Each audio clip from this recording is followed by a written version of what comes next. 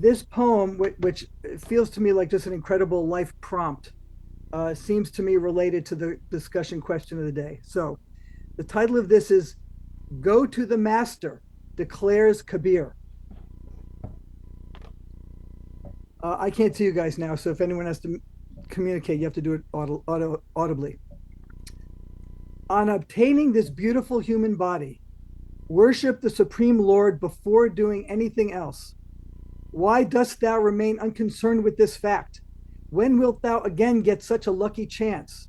Remember, thou wilt not get such a body again for ages, and then thou wilt repent most bitterly. Incomparable is the human life. In the wheel of 84 lakhs of births, whether thou art a beggar or a king, wake up to this one duty. Remain not unconcerned, I warn thee. When you were in the hellfire of the womb, you promised to remember the Lord and recite his name day and night. If you were only rescued from the agony of the womb, you promised to attach all your attention to his feet and fix your mind on his name. You promised that whether happy or miserable, whether you lived or died, not for a moment would you forget him. After you had made that vow, the master brought you out, but you forgot the promise. You became a captive prisoner of Maya. You forgot the promise given in the womb, the moment you became conscious of the world outside.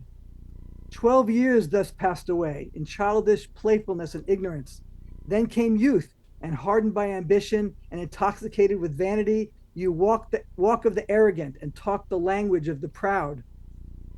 You applied scents and sandal paste to your body, and putting on bright colored garments, you loafed in the by lanes of ill repute, casting glad eyes at cheap beauties and beckoning them with smiles.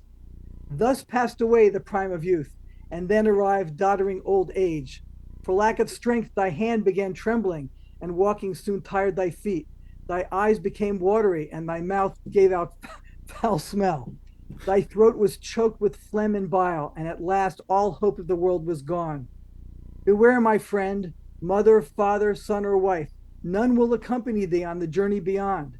Thou wilt have to abandon everything, this body, wealth, home, worldly work, and worldly hope. And in the end, death will pounce upon you, and then you will fall deep into the trap of the eagle of death.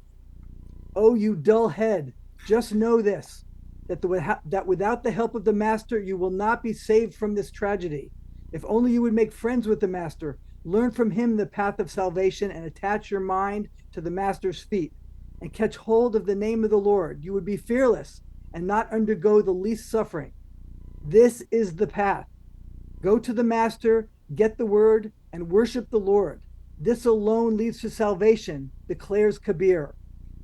Most emphatically, most emphatically, most emphatically. Thank you, Mark. Who was the author of this poem? I believe is an Indian poet, Kabir. Interesting. I've Yeah, I never was going to heard look. the womb described of as a hell. Yeah, well, you just that's, don't remember. that's, I mean, that's usually the opposite of how the womb is described. Is interesting. Don't mess with Kabir, man. Very, very serious. Well, it sort Let's, of like reminds me of the white heat of it, white hot yeah, intensity. yeah. That's the idea. Let's meditate.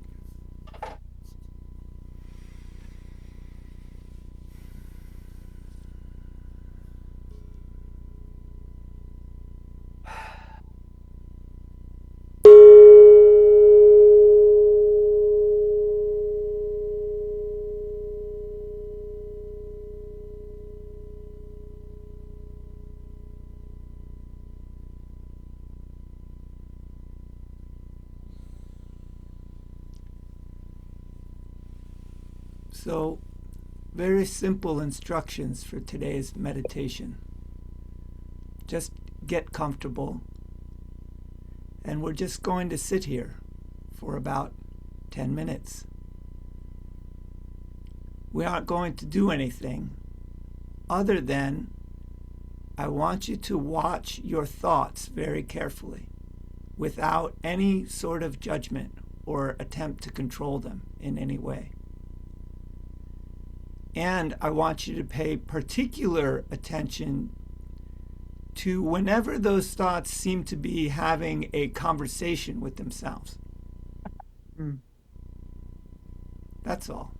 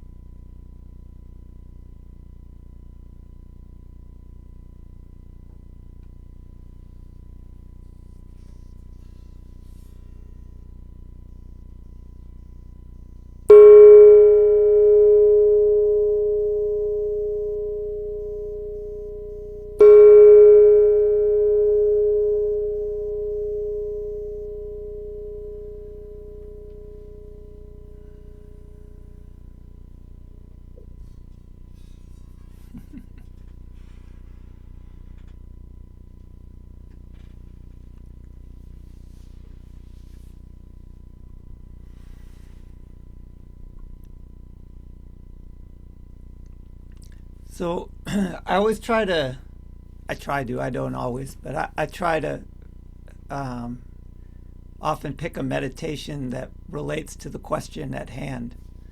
And I think this one does, and I found it to be quite an interesting exercise to really just dial in on watching your thoughts and identifying when you seem to be having a conversation of some sort.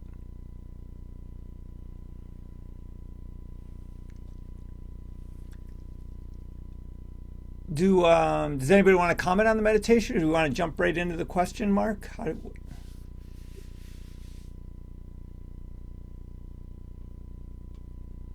Let me ask this: everybody able to watch their thoughts, to see thoughts arising? Yep.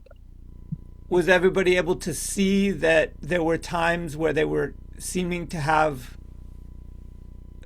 a kind of two thoughts that were existing simultaneously, that were kind of having a conversation with each other? Constantly.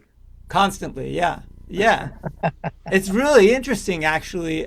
I thought I was reflecting on this during the meditation, in that in some way every time there is a verbalized thought, there is in some sense a speaker of that thought and a listener to that thought, which is strange, right? Since it's all going on inside your head. It's very interesting. And then the listener could sometimes have, like, a counter argument or a counter thought and so on. Matt, Yeah. I would just say it feels like a boardroom. There's many. Yeah. Yes, I think that's true too. There's many, many voices Yeah. But I self-identify with all of them. with all. That's interesting in and of itself. Yeah. I I guess if I didn't, then there'd be more of a sense of paranoia, right? Like I'm hearing voices of other people.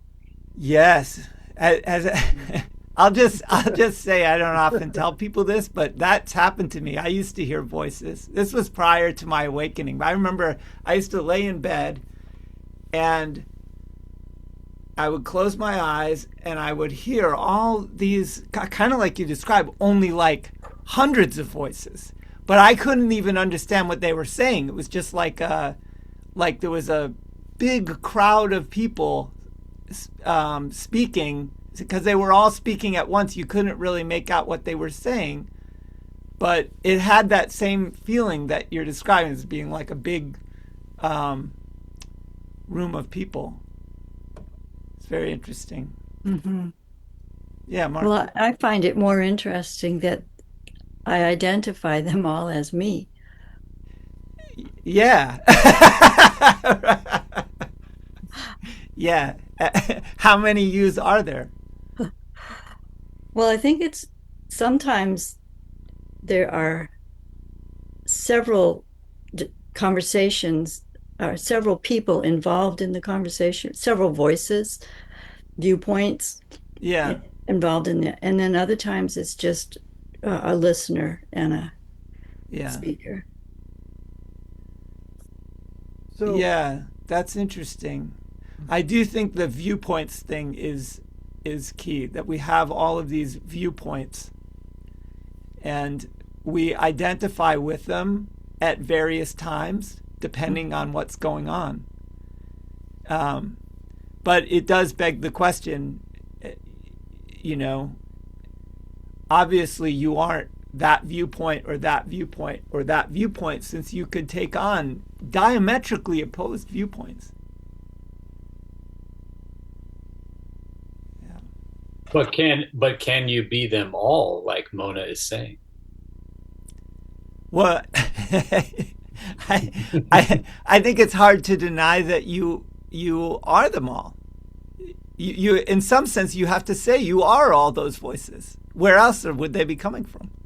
well, in kind of like in a dream, where in the dream, I'm just going through the story, after waking up, I can go, oh, I can see how this is about me, or all these characters part of me. But in the dream, it's not. That's not my experience. That's just my conceptual reframing of it after the fact. I think my thoughts are that way too. When I'm having them, I actually think it would be easier to be still or to manage them if I was aware in the moment they were all me. But they don't seem like they're all me in the moment. They seem like disparate, like that doesn't even seem like me, you know? So I think that's actually dialing this in more, I think would be very helpful to just be able to remember in the moment, oh, this is all me. And it's not even me. You know, that's maybe the next Well, step. that's why I think it's interesting. It does lead it directly into self inquiry, and I like that you brought up dreams because I often bring up this idea like, okay, in a dream, other people appear in your dream, and they often say things that surprise you or that you don't know. You know where, and yet when you wake up, you say, well, that was my dream. Where else could these words have come from, and so on. Hence the next level, you It's know. much more, like all of these things that our experience is much more mysterious than the stories we've been told about them, about our experiences. They're deeply mysterious, and yet we have an idea of the psyche or of the mind or of what a dream is, of what life is, and we just kind of take for granted that we know what's going on. But when you really kind of slow down and examine even a very simple thing like the thoughts going through your head, it's much more mysterious than we might suppose. Yeah, it's interesting to me.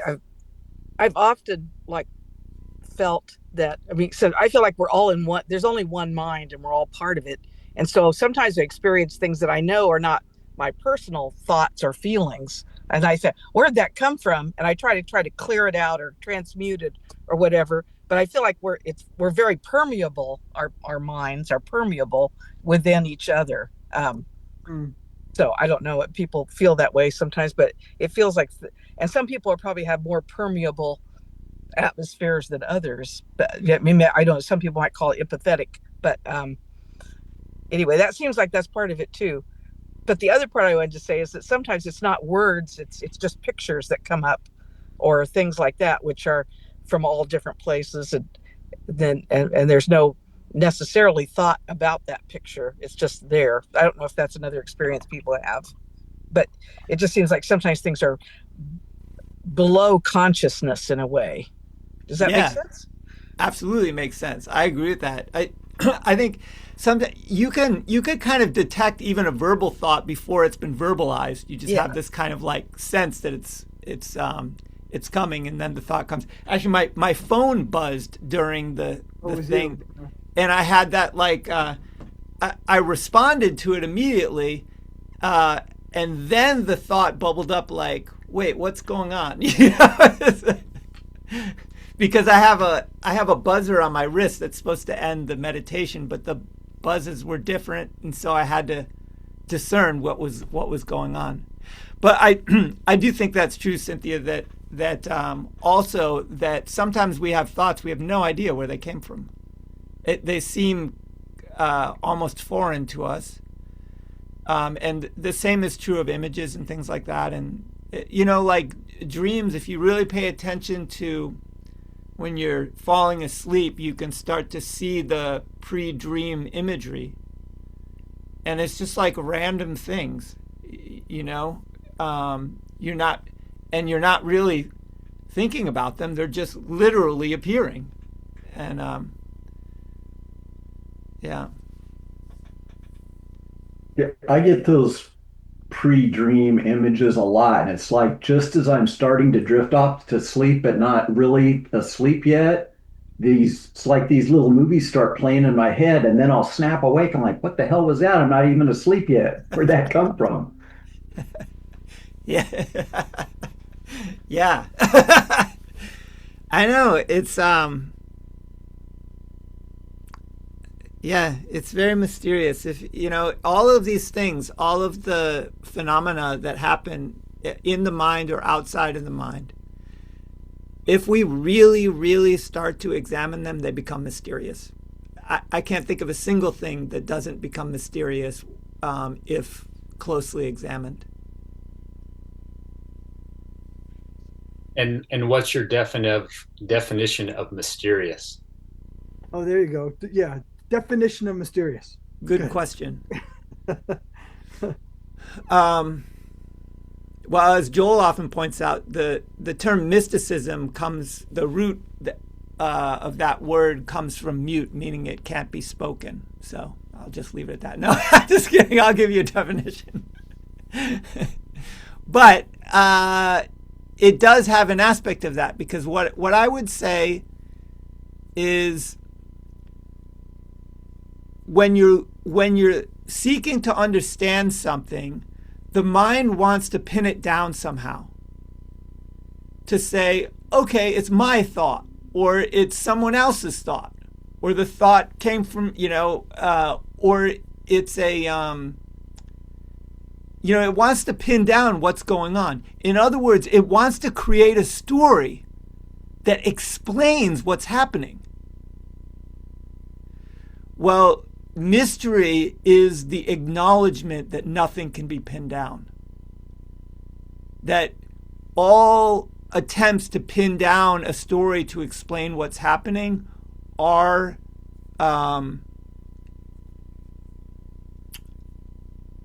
ultimately futile, or you're kidding yourself if you think you can pin this down or that down or that down, that nothing can be pinned down. And that's how I would sort of, I don't know if that's a definition, but point toward what is mysterious. It's the fact that you can't pin anything down. Even scientists and philosophers, like, if they're heavily engaged in this endeavor to pin things down. Philosophers will spend the first third of a book defining terms. So the whole purpose of that is to pin down ideas so that we can work with them and pin down bigger ideas. And science is kind of involved in the same thing. We have an idea, we form a theory of it, then we do observations, then you do independent observations, and the whole point of this, the whole point of the whole scientific process, is to be able to pin something down, to be able to say, this is how it works, or this is what's true, or if you do this, X outcome will happen. But ultimately, even our most rigorous attempts to pin things down are spacious. They don't really pin things down. Even if you talk, I have a friend who's a physicist, and if I kind of ask him questions about science and things like that, he says, well, look, all science is based on a few basic assumptions. After those assumptions, we don't really question the assumptions, but they're still there. He said good physicists will remember that those assumptions are still there. So those assumptions, if you unpack them, turn all of reality into a mystery.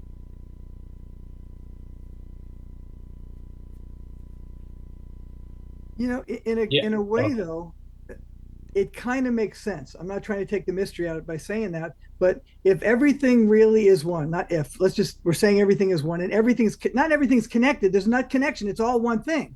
Then how could it not seem this way? How could these things not be happening? That things like thoughts come from where, like, it must be that these things, otherwise, how could that happen? If we weren't connected in some fundamental way. In a way, it makes sense.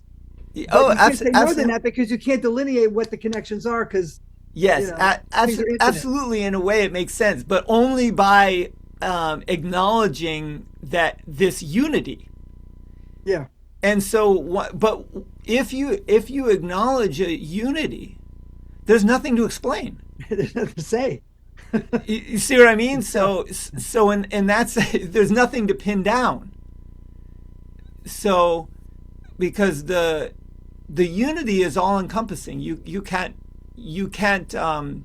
encompass it because it's boundless.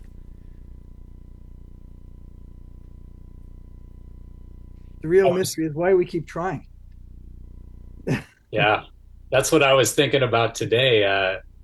I was thinking that, we come to this group and we put on our hard hats, so to speak, and we hammer away, and we just see what we can maybe figure out or pinpoint, but really all what we're kind of doing then, instead of being these pinpointers, we're we're trying to exhaust, right? This word exhaust always comes up. And so that's kind of, I was thinking about put on our hard hats and get the jackhammers out, Let's get to and work. we just go hard and see maybe if we end out letting go, instead of pointing, instead of pinpointing, you know? I think there's something to this, and I think that this is going to come back later in the conversation because there's an element of this that is discipline. You just have to do the work. You have to put your hard hat on and get in there and see what you can figure out. Because the question of why do we keep trying or whatnot, I have thoughts about this because I've been thinking about the CSS Spring Retreat. And for a long time, I've been thinking about this phrase, the perennial wisdom. Have you all heard this from Aldous Huxley's book? So I think that's very true. There is a kind of perennial wisdom that transcends time, space, and culture, and so on. And so I've often thought there should be also a perennial practice. And if you look, I think there is a perennial practice. And it all begins with asking some kind of fundamental question that goes something like, what is going on? What is this experience that we're having? What is life? Where do we come from? What is happening? It's a very, very basic question. It's so basic, in fact, that human beings generally forget about it and go about their lives, But I think that burning question of what the hell is going on has been with us since time immemorial and comes up again and again and again. We are reminded that we don't know what's going on, and so we are pressed to try to understand. And yeah. Anyway, that's where I think it comes from. By the way, I would say the perennial practice is meditation, but in all its various forms. There are many, many different forms of meditation.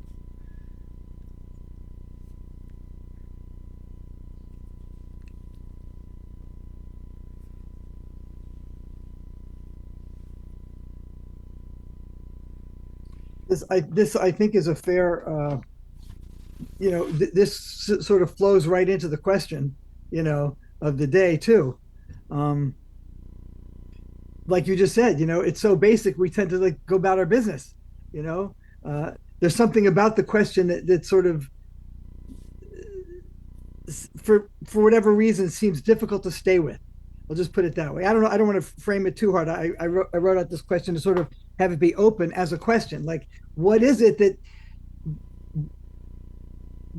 we keep forgetting, in the course of even trying to practice? I don't know. I guess you all read the question, so I don't know if you had any thoughts about it. It just seemed like a good launching point to me. It's a great question, Mark. And one of the spiritual groups I was a part of, they used to always say, how long can you sit in the presence without turning to the world for release? And I always thought that was a good one, because how long can you really focus on that without having to have some kind of release? And so and that's when we turn to the refrigerator or the TV or whatever it is. That's very interesting. I was just speaking with somebody last night, and she was saying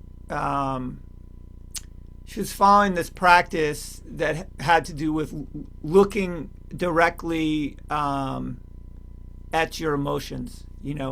Really just direct experience, direct gazing at your experience and your emotions. And she said the most important part of the practice, or at least the teacher was saying this, was saying that it was very important to pay attention to the mind's desire to look away, to, like you said, to like console yourself with the world, or to kind of distract yourself, in fact, from going to the heart of whatever it is that you're looking at. You're like, oh, that's well and good, but let's don't I have dinner to make or something like that. It could be anything. And in fact, I told this story one time. I met this couple at a cafe. They were interested in this sort of thing and curious about what I had to say about it. And so we were talking through kind of getting into a dialogue about where does all this lead, and in my mind, just as we're starting to get close to where it's getting very interesting, in other words, you're running right up against the notion that maybe you don't exist, maybe nothing exists. And in my mind, I'm thinking, okay, this is getting really good. We're getting really close to like this threshold of the mystery, and all of a sudden, out of nowhere, they started telling me about their vacation to Mexico, just like out of the blue, and actually, and even in part of that conversation was the fear that can arise at the threshold of this mystery, and then all of a sudden it was happening. They just changed the subject and started going off about this trip to Mexico, and I was like, wait, stop. And I said I don't want to pick on you or anything, but this is very interesting what just happened. Because exactly, I think my interpretation of what happened is exactly what you were describing. They turned away and distracted themselves, wanted to go back to the world, wanted to sort of talk about something else. And it's very interesting. I've had somebody also say to me, let's just change the subject. Yeah. Audio, Dave. Were those people aware after you helped them become aware of what happened? Were they able to look back and kind of go, oh yeah? I don't know if they saw it the same way I did or not. We kind of moved on in the conversation, but it was to me it was very interesting, and not just because of that, but because I had this same experience talking to other people. I mean, it came about different ways. Let's change the subject, or conversation over. So I had just seen that happen a couple of different times, so that's how it struck me. But I think it's very true. It's the same. Even in meditation, like, why is it that if we want to focus on something, why is it that we get distracted? What is it about the mind that makes it so flighty? If I could put in my thoughts here. First of all, Mark, I did read your email. I was thinking there was like a question you'd sent out, but that was a really nice email. Did you there was a PDF with the email? Oh no, sorry, Bruce put it into the email. I'd sent a PDF and he just put it into the email. So yeah, that's what I was thinking about. Yeah, sorry. So I've been going through this problem too, trying to figure out what's pulling me out of a more enlightened state for quite some time now, and I finally, and Matt, you're free to interject at any point your thoughts, but I finally realized that being an egoist like I am, and having a strong ego and everything, that all my life I've basically looked for everything that's great, you know, the highest highs, and the best experiences and the most beautiful art and everything. I think as an egoistic entity, we're given to looking for the good. We reject the bad, and that's been helpful to me because I realize that you have to accept both equally with equanimity. And in fact, I was talking with Matt not too long ago, and he told me this quote by J. Krishnamurti about how he said to his students, he said, do you want to know my secret? And they said, yes, of course. He said, my secret is I'm okay with whatever happens. Yeah. And that lesson comes up over and over and over again, the Zen saying that says the greatest truth is not difficult, just stop picking and choosing. Exactly the same idea. Ramana Maharshi said you thank God for the things that you like, but you don't thank God for the things you deem bad, and that's where you go wrong. Same exact idea over and over. And so and I think it's natural for us to characterize,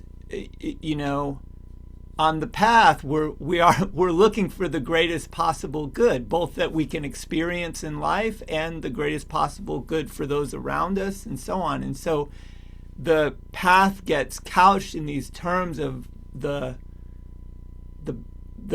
highest good, or the highest state, or the best state, and so on and so forth. But that can only take us so far. There has to be a point at which, because the teachings say the truth itself is non-dual, which means it's beyond good and bad. You have to start to look at it as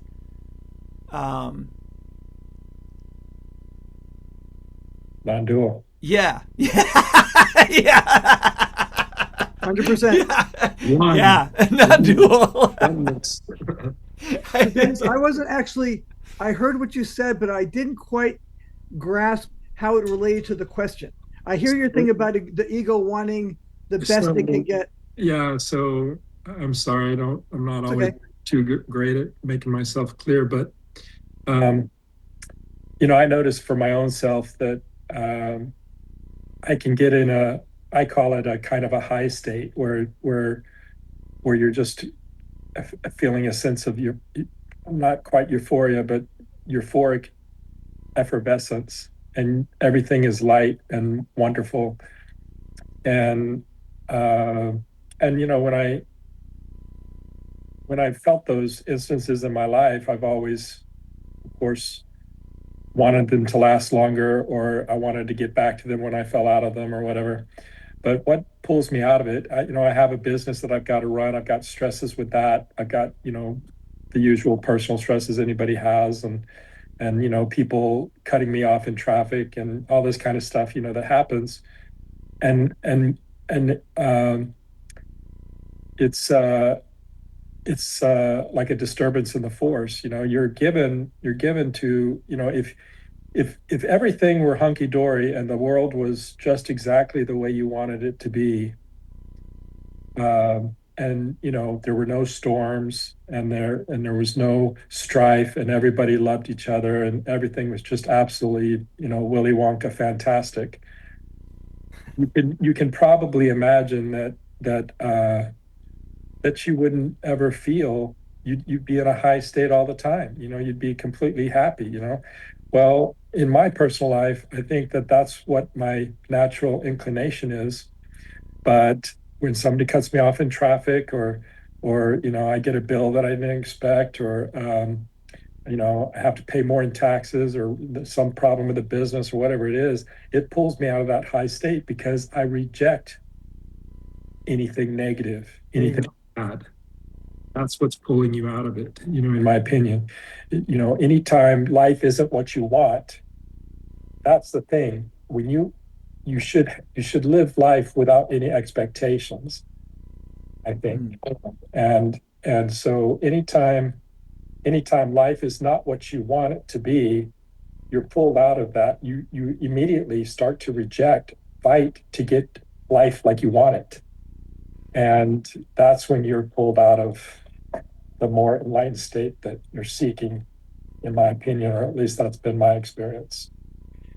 That's why the question ended up being longer than I originally intended, because after I asked it, the first part I thought, yeah, but there is this question: how much of it has to do with like the struggles of life and the tensions and the business and whatever, and how much of it has to do with the mind itself and its reaction or whatever you want to say to that? Because I'm sure there are people that have like no real problems, Yeah. and yet they're also suffering, I think so. it's a brilliant question, and I wish and you. and also, even if that wasn't true, we're not going to leave the life of strife, so somehow we have to fix it on our end, Yeah.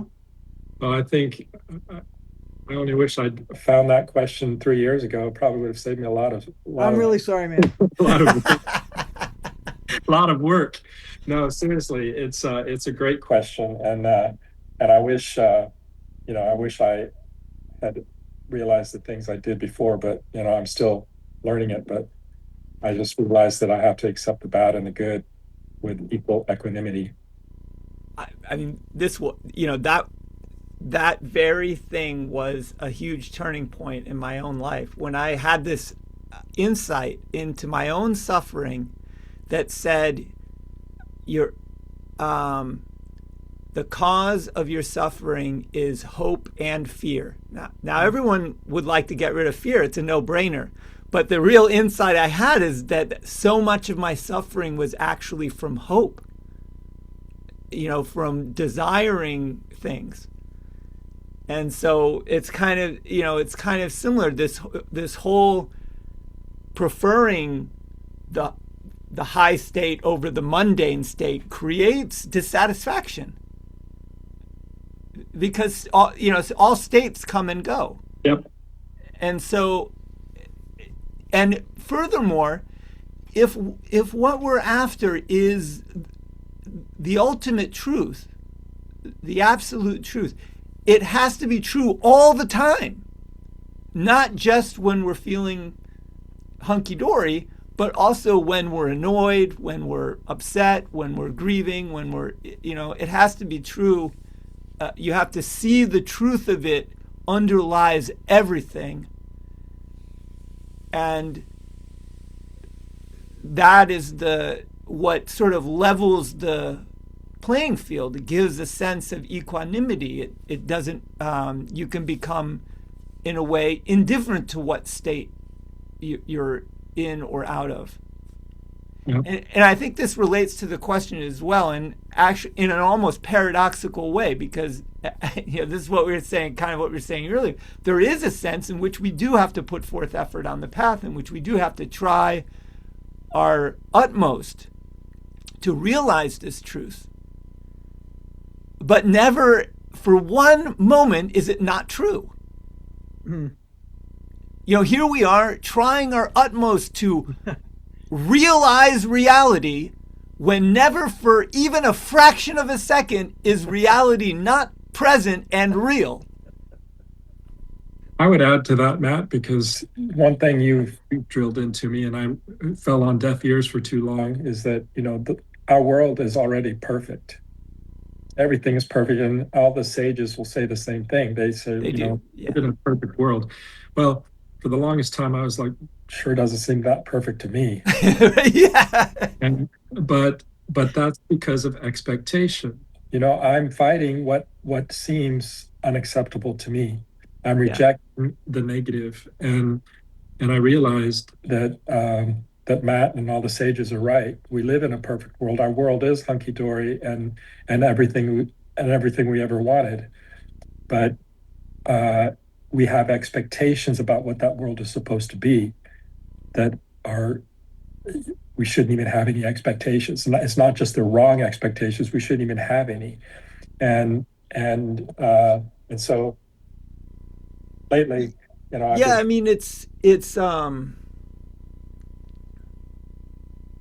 Yeah, it's kind of like an inappropriate response. It's not that you can't see like a lot of people who hear this teaching, that the world is perfect already, which I stand by. It is, but a lot of people who hear this point to all the suffering, and say, how can it be perfect if there is all this suffering? Now, um,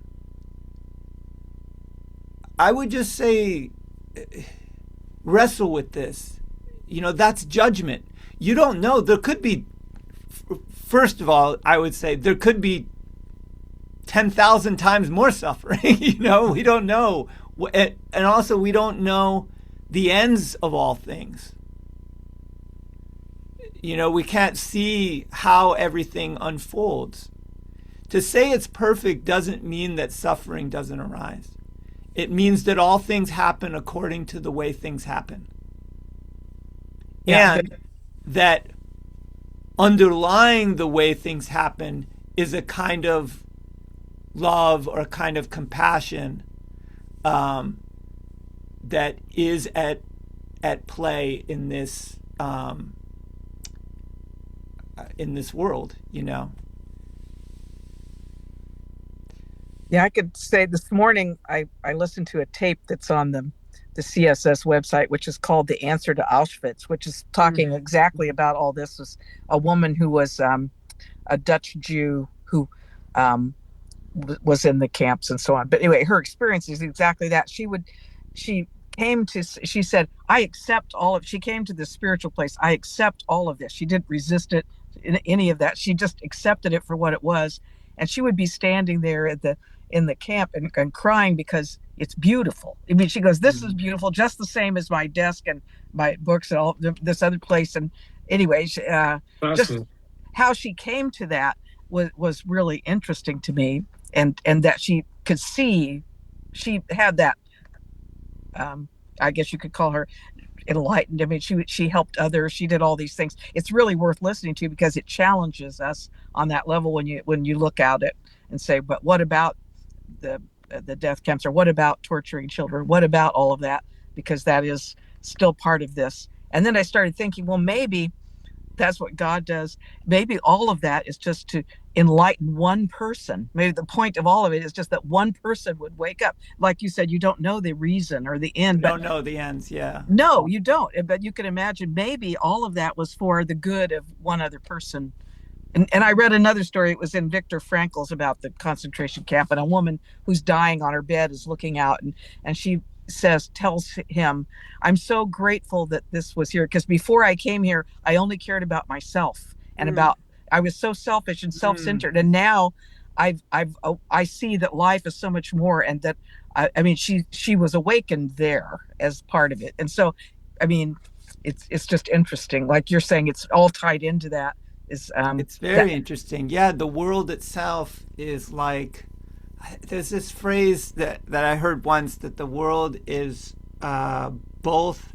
Now I forget the negative part. I remember the positive part. The world is, that's it. It's like the world is both an engine of suffering and a wish fulfilling jewel. Mm. Mm. Engine of suffering. So the the drama of life, the ups and downs, the positive, negative, the good and the bad, is what allows us to transcend duality. To how can you transcend duality if there isn't duality to transcend? To see beyond, to see the unity beyond the multiplicity of the world, beyond. So in a That's sense, a really good way to put it. it's it can be helpful even. And I think sometimes you hear so many stories, sometimes in extreme circumstances, people will see through this. Alan Watts gave this talk. He had visited Carl Jung, I guess, after World War II. I think it was Carl Jung. Anyway, he said that he was, consulting people who had been in the war, and a lot of these people had had extraordinary experiences, at the thinking that they were going to die. In fact, in some cases, thinking in moments they were going to die, and they had some kind of transcendent insight, transcendent experience. And he said a lot of these people that, people that they talked to would just dismiss them and say, well, it was a war, and but he said that he saw this over and over again. And I remember one of the stories was of a kamikaze pilot who was on his final mission, aimed his plane at the target, and was prepared to carry out his mission. Somehow, something on the plane malfunctioned. He ended up surviving, but he said in those final moments of his mission, there was something about it all that, and this was his words. He said that made him feel absolutely like a god. Wow. It's very, very interesting. But I think that I think I bring that up because I think part of that is this complete acceptance of what's happening, non-judgment, and complete acceptance. Dave, go ahead. Yeah, well, I just kind of am reiterating what we were just saying. I'll just say that just a little different words. I guess when I was contemplating Mark's writing, I really thought about, well, I came back to something that I've seen before in this kind of contemplation of just this constant underlying question of how am I doing? How's it going for me? You know? And that's like this that's like, how's it going? Is it going okay? Is it going bad? What needs to be fixed or changed? Mm. And then from this conversation right now, it's like, yeah, then I want to just say, um, how's it going? That's the question. How is it going? And then really what we want to do is just drop the how. It's going. Yeah, and I think when you do that, there is a sense of going beyond good and bad. It's a little way, right? That's just a little thing to, like a little turn of the mind, to drop the how is, the aim towards a judgment of good or bad, and just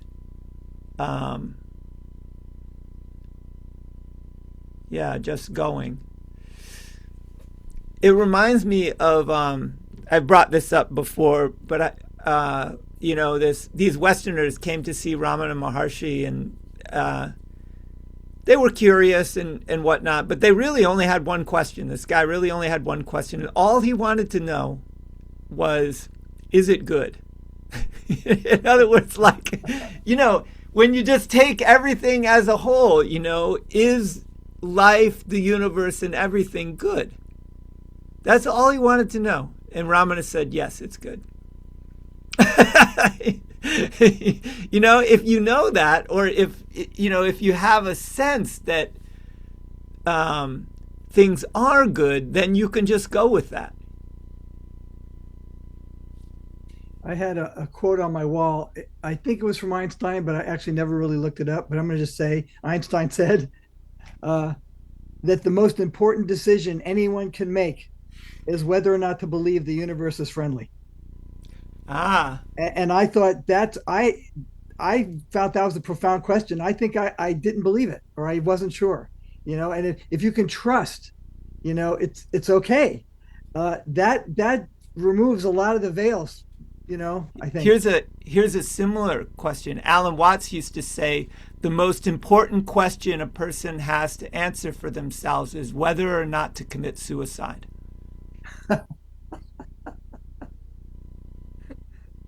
Oh, wow. It's kind of a similar question. It is. you know. Um, yeah, in fact, I think in a lot of ways it's the exact same question. You know, is the Except you could be universe? willing to not commit suicide and have the world not be okay, but it's better than not being here at all. You know, Well, I think but the yes, underlying question is the world inimical? Is it an enemy? yeah. You know, um, Yeah, is it okay in spite of whatever we've experienced or Right. in spite of whatever we see? There has to be more to it. yeah. Yeah, I mean, as somebody who once sort of toyed with the idea of suicide myself in some of the darkest years of my life, um, I can say,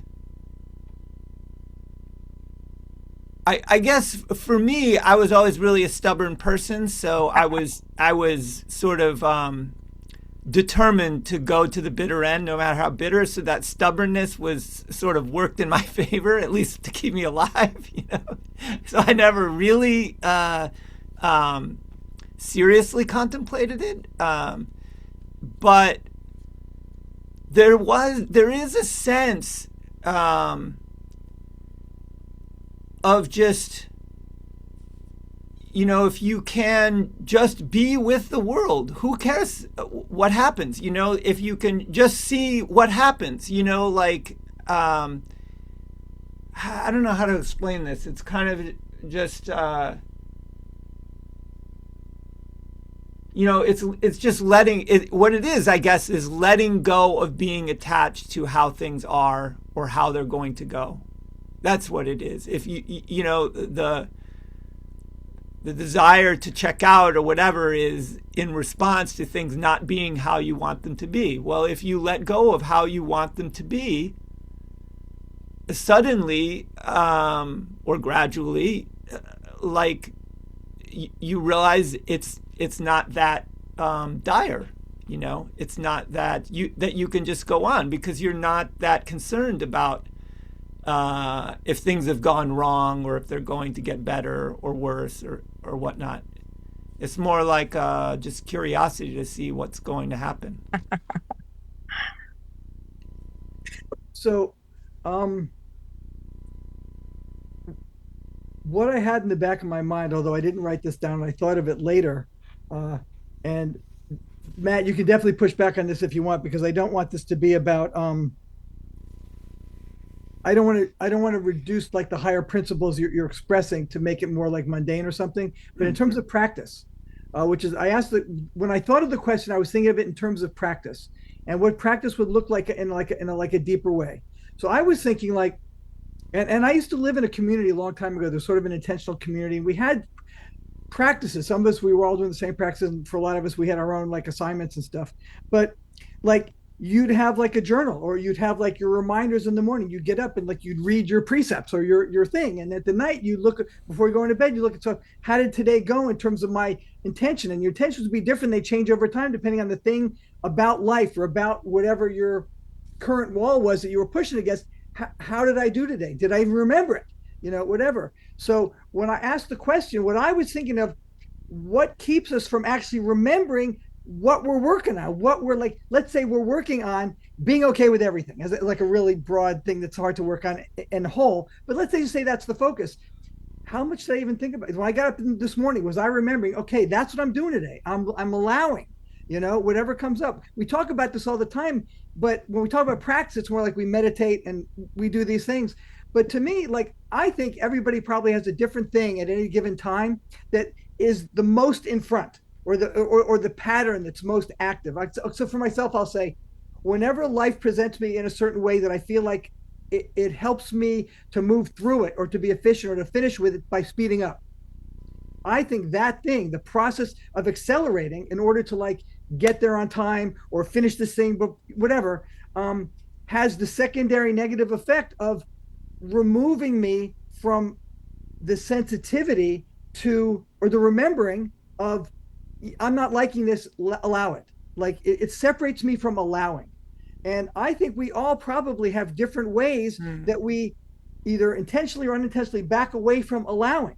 And that ends up looking like something like I eat really fast. or I cut people off, or I things that we can see, or I spend way too long on YouTube or whatever, And so the thing I was going to say, I said I missed before is I was thinking about Pythagoras. I think, Matt, I talked to you about this when we walked.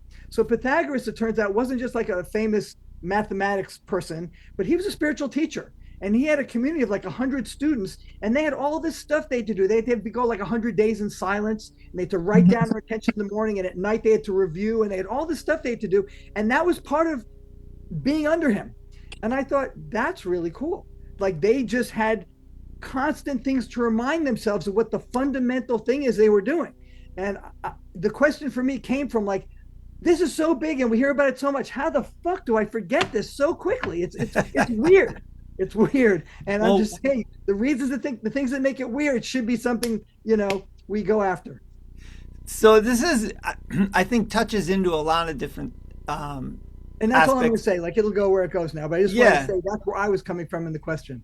Yeah, I mean, I think it touches into a lot of different things on the path. The first thing I'll say is we all have a let's just say a particular or unique situation as spiritual seekers in that we're not monks, we're not students of Pythagoras, we're not living in a Zen temple.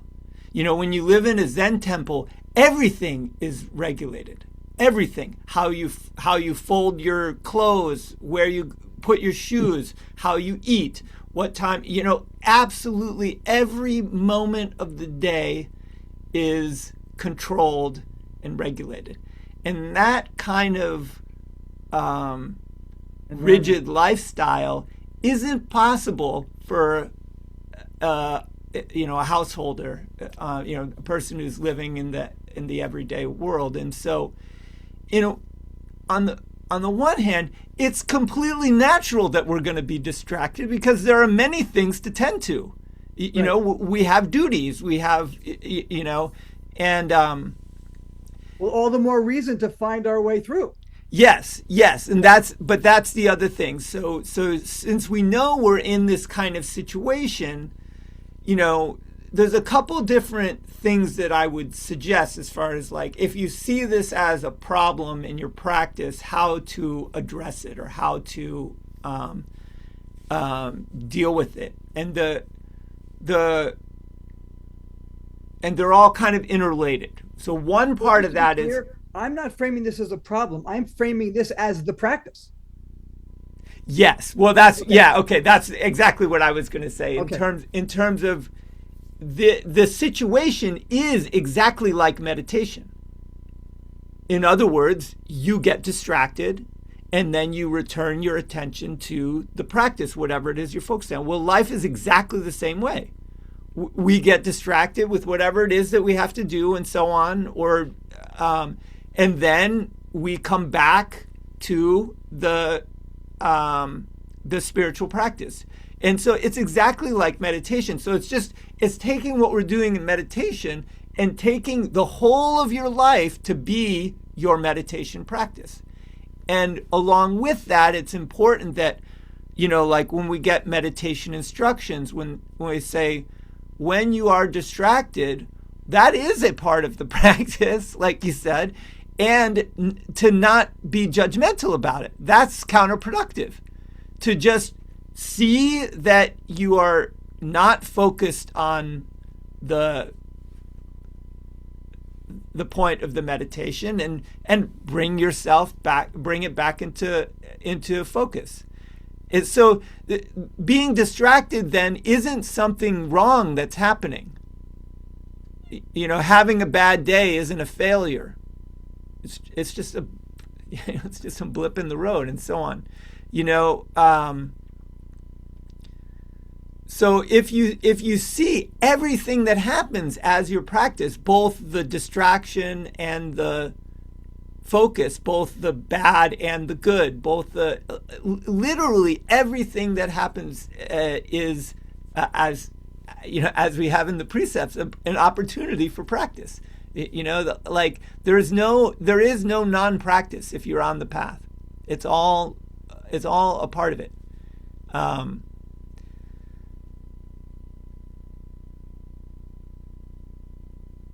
There was something else I was going to say on that. I have to pop to another meeting, but I wanted to thank everybody. I really get a lot out of this, and I appreciate you all. Thank you. Thanks for being here. Yeah, Okay, great bye. seeing you. Bye. Yeah. Does that make sense, Mark? It does, of course. And that again is a macro view that I think is true, and it's a truth, but it's a truth that I'm wondering if the practice can be honed to remember that truth during. Yeah, well, The whole okay. thing comes down to remembering more. Yes, more, yes. right? Okay, so yeah, no, very good point. So think about in meditation. Even though, let's take focusing meditation. Even though we're told, okay, when distractions happen, you'll get distracted. Don't judge yourself over it. Just note it and bring your attention back to focus. So even though we know that being distracted is a part of the practice, and returning our attention to thing is part of the practice, and there's no need to judge that, we're still trying to develop stronger focus, right? The point is to develop focus. And so this is true. I'll just add that for it's much better now, but for a long time, no matter how many times I heard don't judge it, just go back to your breath, I'd always inside go really, like as if there's another part of me that like blew it, like, dude, what's, so that became the practice in a certain way. It's like, oh, isn't that interesting? There's no rational or irrational reason for that, I'm still doing it. Yes, I do think that's that's a great example of how your practice shows you things and gives you new practices. Yeah. Like, oh, you think that's the way it is? Now you got to figure this out, Yeah. So, Mark. I mean, there's so many layers to these things. Like, so yeah, we're trying to develop better focus, also trying to develop non-judgment, right? Equanimity. Yeah, equanimity. And so, ultimately, one of the things I say is, look, ultimately, there are no distractions because there's nothing to be distracted from. Wherever the mind goes, that's exactly where it is.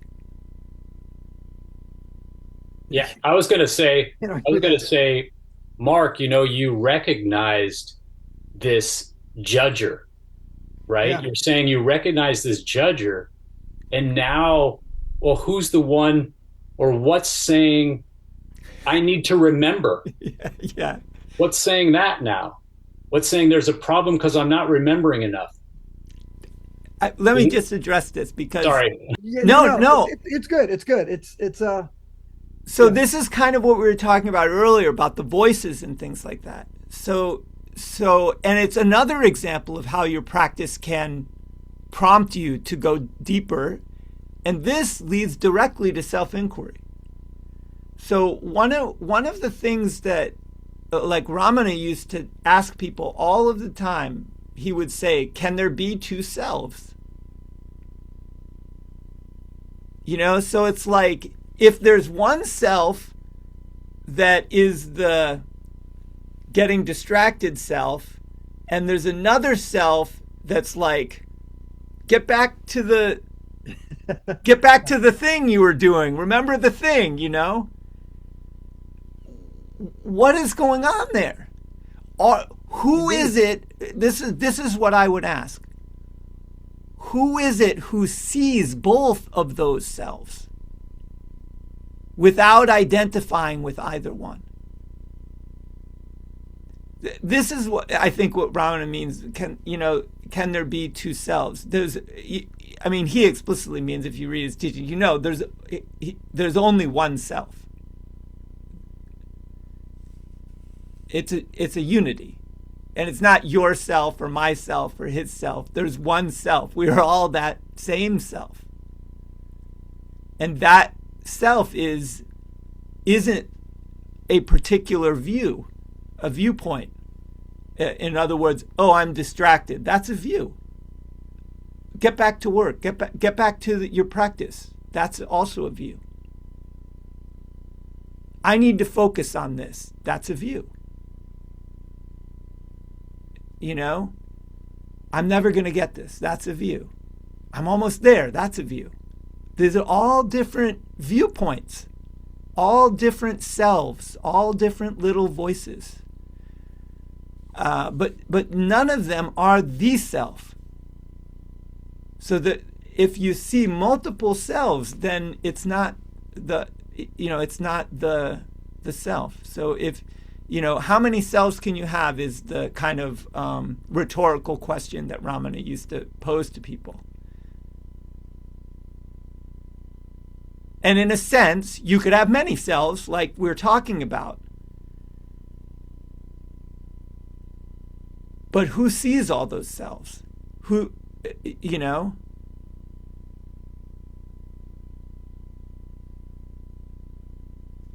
Who is aware of all these different views? It doesn't hold any view. That the one who is aware, the self who is aware, doesn't hold a view at all. It doesn't have an opinion one way or the other, or a preference for this or that.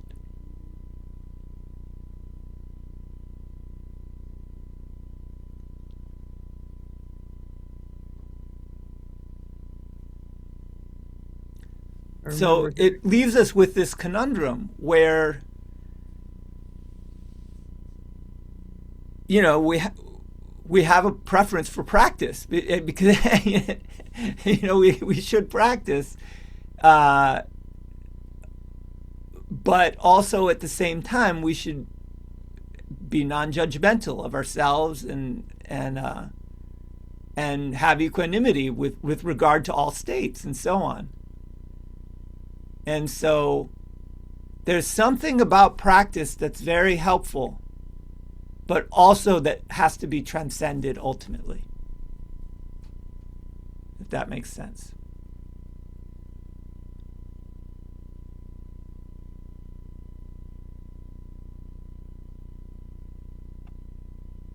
So we have 5 minutes left. If anybody has any thoughts or questions or feedback or something they'd like to share about this topic, now's the time. I mean, I have another question, but I'd like to let other people have a chance if they have thoughts, which I expect you do, but I might be wrong. I have one thought. I keep being reminded of the Big Lebowski and how the dude abides. The dude abides. Dude. Right? Yeah. Right. The dude abides. Yeah. And that was a film about Buddhism, was it not? Did I get that wrong? It was a film about many things. Well said, Mark. It's a film about many things. I was just thinking about like an allowance monitor. When is allowance? When is acceptance not 100%? And so maybe it's actually the abiding monitor. When is abiding not 100%? And that's kind of the ongoing practice. There's like a little, oh, look at that. A little bit of judgment coming in and just dropping back down into the ocean from the wave, something like that. So thank you so much. This was a wonderful discussion. That's a great point. Yeah.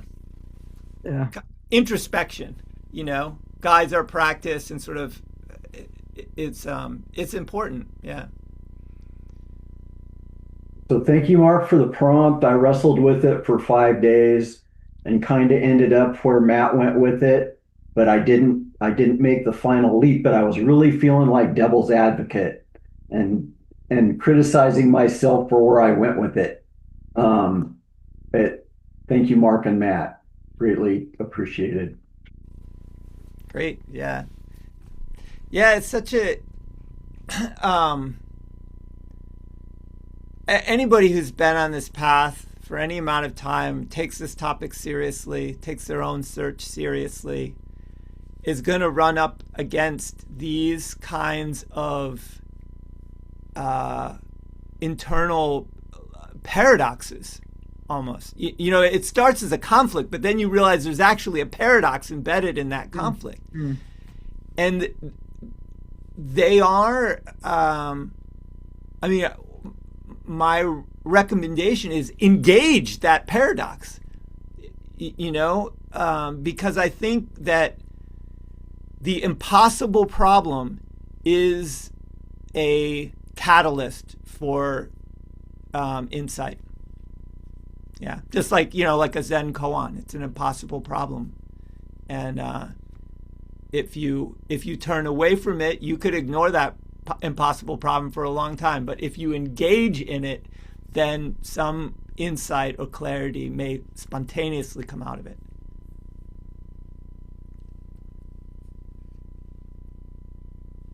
Dennis, any final words?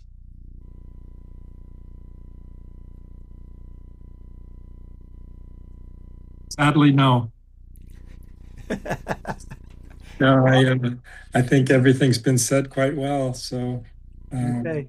Yeah. I'll just throw in that. Thank you, Mark. Oh, sorry. Cynthia was mentioning that woman who woke up, in Nazi or right before moving to Auschwitz. Her name is Eddie Hillesum. And if you're not familiar with her autobiography is incredible. I mean, this is a woman with deep insight and deep honesty, and she just shares it all. I think it's called A Life Interrupted. I'm not sure, but the autobiography of Eddie Hillesum is worth reading if you don't. Not familiar several with it. copies are in the CSS library. Great. Okay. Thank you, Mark. Thank you, Matt. Yeah, thank you, Mark, for the great topic. Thank you all for being here on this beautiful day.